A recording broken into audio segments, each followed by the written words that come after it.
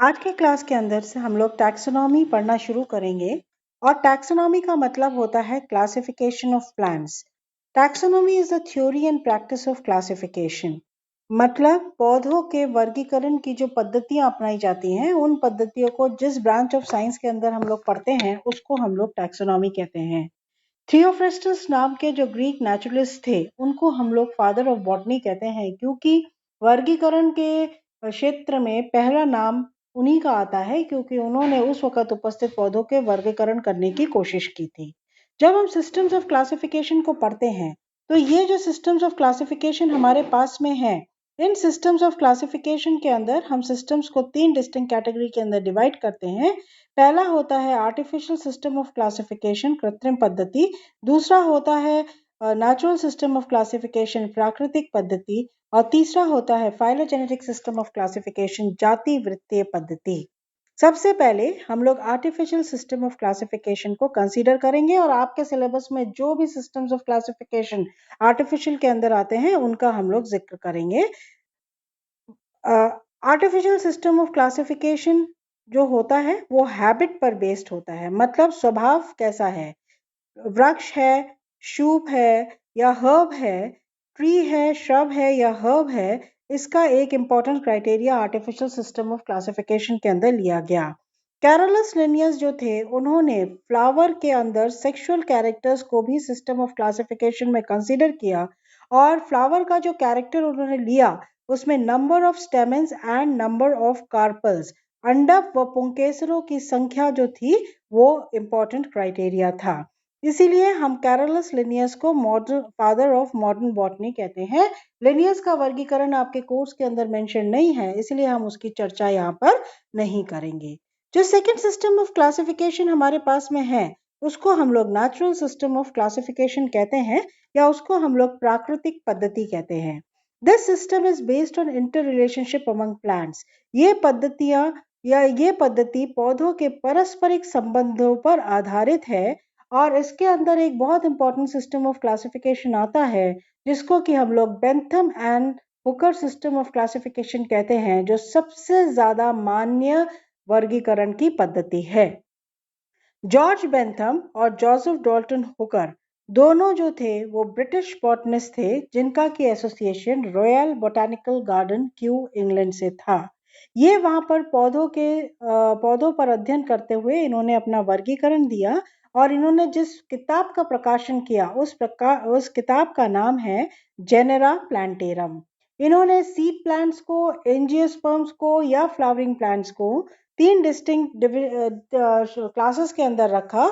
एक होता है जिसको हम कहते हैं डाइकोटिलेडन, दूसरा होता है जिम्नोस्पर्म्स और तीसरा होता है मोनोकोटिलेडन्स। हम जब वर्गीकरण कर रहे हैं तो हमको जिस क्रम में हम जिसको निम्न मानते हैं उसको हम पहले रखते हैं, जिसको हम उच्च मानते हैं उसको हम बाद में रखते हैं। इसीलिए आपको भी वर्गीकरण करते समय पहले हम डाइकोटिलेडन्स रखेंगे, फिर हम जिम्नोस्पर्म्स रखेंगे और फिर हम लोग मोनोकोटिलेडन्स रखेंगे, जैसा कि Bentham and Hooker system of classification के अंदर दिया गया है। अब हम लोग इनको एक एक करके पढ़ेंगे। सबसे पहले हमारे पास में है डाइकोटिलेडन। डाइकोटिलेडन का मतलब होता है द्विबीजपत्री। द्विबीजपत्री जब सीड जर्मिनेट होगा तो वहां पर 2 कोटिलेडन का फॉर्मेशन होता हुआ हमको दिखाई देता है। और दूसरा इंपॉर्टेंट कैरेक्टर डाइकोट का होता है कि यहाँ जो पत्तियां होती हैं उनके अंदर जो वेनेशन होता है या जो शिराओं का विन्यास होता है वो रेटिकुलेट वेनेशन हमको इसके अंदर देखने को मिलता है। अब डाइकोटिलेडन को इन्होंने 3 क्लासेस के अंदर डिवाइड किया है, पॉलीपेटली, गैमोपेटली और मोनोक्रोमाइडी। सबसे पहले हम पॉलीपेटली की बात करेंगे। पॉली का मतलब होता है फ्री, पेटली का मतलब होता है पेटल्स। जब पेटल्स फ्री पृथक होती हैं तो हम उसको जो है पॉलीपेटली या दल पुंज जब पृथक होता है तब हम उसको पॉलीपेटली कहते हैं। सेकेंड है गैमोपेटली। गैमो का मतलब फ्यूज, पेटली का मतलब पेटल्स। जब कोरोला फ्यूज्ड होता है तब हम उसको जो है दल पुंज संयुक्त या हम उसको गैमी पेटली कहते हैं। एंड थर्ड होता है मोनोक्लोमाइडी। मोनोक्लोमाइडी के अंदर जो पेटल्स होती हैं वो एब्सेंट होती हैं और मोनोक्लोमाइडी के अंदर जो स्ट्रक्चर प्रेजेंट होता है उसको हम लोग जो है वो पेरियांथ कहते हैं या उसको हम लोग परिदल हिंदी के अंदर कहते हैं। तो इस प्रकार से डाइकोटिलेडन्स को 3 डिस्टिंक्ट क्लासेस के अंदर उन्होंने डिवाइड किया है, पॉलीपेटली, गैमोपेटली और मोनोक्लोमाइडी। सबसे पहले हम लोग पॉलीपेटली के बारे में बात करेंगे, जैसा कि हमको डायग्राम के अंदर दिखाई दे रहा है। पॉलीपेटली को 3 सीरीज के अंदर हम लोग डिवाइड करते हैं, थैलमी फ्लोरी, डिस्की फ्लोरी और कैल्सी फ्लोरी। थैलमी फ्लोरी हम उसको कहते हैं जब पेटल और स्टेमेंस जो होती हैं वो हाइपोगाइनस होती हैं। हाइपोगाइनस का मतलब होता है जब किसी पुष्प के अंदर ओवरी जो है वो ऊपर होती है और कैलिक्स, करोला और एंड्रोशियम ओवरी के नीचे से उनका हमको ओरिजिन होता हुआ दिखाई दे रहा है, तो हम उसको थैलमी फ्लोरी कहते हैं। सेकेंड है सीरीज डिस्की फ्लोरी। डिस्की फ्लोरी के अंदर पेटल व स्टेमेंस हाइपोगाइनस होते हैं, परंतु यहाँ पर हमको जो है ओवरी के नीचे एक नेक्टिफेरस डिस्क मतलब नेक्टर से भरी हुई डिस्क दिखाई देती है, तब हम उसको डिस्की फ्लोरी कहते हैं। एंड थर्ड जो होता है उसको हम लोग कैल्सी फ्लोरी कहते हैं। कैल्सी फ्लोरी के अंदर जो पेटल्स होते हैं और जो स्टेमन्स होते हैं वो पेरीगाइनस होते हैं या एपिगाइनस होते हैं।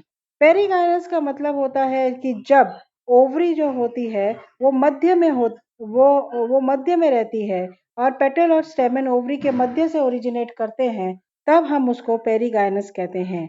और जब ओवरी इंफीरियर होती है मतलब सेपल, पेटल और स्टेमन्स का ओरिजिन जब ओवरी के जो शीर्ष से होता हुआ हमको दिखाई देता है या ओवरी के ऊपर से हमको दिखाई देता है, तब उस अवस्था को हम लोग एपिगाइनस कहते हैं। सो थैलमी फ्लोरी, डिस्की फ्लोरी और कैल्सी फ्लोरी पॉलीपेटली की 3 हमारे पास में सीरीज हैं, जिसके के अंदर हम लोगों ने अभी डिस्क्रिप्शन पढ़ा। सेकेंड हमारे पास में आता है गैमोपेटली। गैमोपेटली का मतलब होता है वह सारे पुष्प जिनके की पेटल्स जो है वो फ्यूज्ड है या दलपुंज जिनके संयुक्त हैं। इसको हम लोग 2 डिस्टिंक्ट सीरीज के अंदर डिवाइड करते हैं, इन्फीरी, हेट्रोमेरी और बाइकार्पेलिटी। सॉरी, 3 डिस्टिंक्ट सीरीज में डिवाइड कर रहे हैं, इन्फीरी, हेट्रोमेरी और बाइकार्पेलिटी। इन्फीरी के अंदर ओवरी इंफीरियर होती है, हेट्रोमेरी के अंदर ओवरी सुपीरियर होती है और यहाँ पर स्टेमेंस की संख्या या तो बराबर होती है या फिर कोरोला या पेटल्स के डबल होती है और कार्पल की संख्या या अंडकों की संख्या यहाँ पर मोर देन 2 हमको देखने को मिलती है। जो बाइकार्पेलिटी है इसके अंदर ओवरी जो होती है वो सुपीरियर ही होती है, परंतु जो स्टेमेंस की संख्या होती है वो या तो बराबर या कोरोला लोब से संख्या के अंदर कम देखने को मिलते हैं और यहाँ पर हमारे पास में 2 कार्पल्स की उपस्थिति हमको देखने को मिलती है। सो सेकंड जो हमारे पास में है क्लास उसको हम लोग गैमोपेटली कह रहे हैं। जो थर्ड होती है उसको हम लोग कहते हैं मोनोक्लेमाइडी और मोनोक्लेमाइडी के अंदर 8 सीरीज हमारे पास में है। कर्व एम्ब्री जिसमें एम्ब्रियो कर्व्ड होता है, मल्टी ओव्यूलेट एक्वेटिका, यहाँ पर जो होते हैं ये एक्वेटिक प्लांट्स होते हैं, जलीय पौधे जिनके के अंदर न्यूमरस ओव्यूल्स या अंडप, खूब सारे अंडप हमको देखने को मिलते हैं। थर्ड होता है मल्टी ओव्यूलेट टेरेस्ट्रिस, ये पौधे थलीय होते हैं, थल पर हमको मिलते हैं और इनके अंदर भी हमको बहुत सारे ओव्यूल्स या अंडप देखने को मिलते हैं। Micro Embry, micro Embry, micro मतलब छोटा, एम्ब्री मतलब एम्ब्रियो, यहाँ पर एम्ब्रियो का साइज बहुत छोटा होता है और हमको ऐसा दिखाई देता है जैसे एंडोस्पर्म के अंदर धसा हुआ हो। फिफ्थ सीरीज हमारे पास में है डैफनेल्स। यहाँ पर डैफनेल्स के अंदर एक कार्पल होता है ओवरी के अंदर और एक ओव्यूल हमको देखने को मिलता है। सिक्स सीरीज रहती है एक लबाइडोस्पोरी। यहाँ पर ओवरी जो होती है वो इंफीरियर होती है, यूनिलोक्यूलर होती है और इसके अंदर 1 से 3 ओव्यूल हमको देखने को मिलते हैं।